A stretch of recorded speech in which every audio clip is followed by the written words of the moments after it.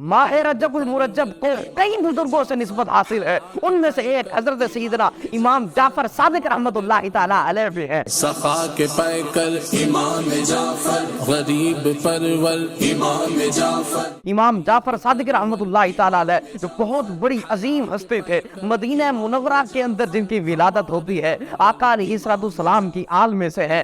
इमाम जाफर सादिक रहमतुल्लाहि ताला अलैह इमाम ज़ैनुल आबिदीन के बेटे इमाम बाकर रहमतुल्लाहि ताला अलैह की औलाद है। ये वालिद की तरफ से हुसैनी सैयद है, क्योंकि इमाम ज़ैनुल आबिदीन इमाम हुसैन के बेटे हैं, इमाम ज़ैनुल आबिदीन के बेटे इमाम बाकर है, इमाम बाकर के बेटे इमाम जाफर सादिक है। यूं ये वालिद की तरफ से हुसैनी सैयद है और वालदा की तरफ से हजरत सैयदना सिद्दीक़ अकबर रज़ियल्लाहु ताला अन्हु आपके बेटे हैं हजरत मोहम्मद, हजरत मोहम्मद के बेटे हैं हजरत कासिम, हजरत कासिम की बेटी है हजरत उम्मे फरमा रज़ियल्लाहु ताला अन्हा, उम्मे फरमा रज़ियल्लाहु ताला अन्हा के बेटे हैं इमाम जाफर सादिक रहमतुल्लाहि ताला अलैह। इस तरह आप वालिद की तरफ से हुसैनी सैयद है और वालदा की तरफ से आप सिद्दीकी कहलाते हैं। अल्लाह अकबर, क्या शान पाई है हजरत इमाम जाफर सादिक रहमतुल्लाहि ताला अलैह ने। आपके इल्मी मकाम का अंदाजा इस बात से लगाया जा सकता है, करोड़ों हनफियों के पेशवा,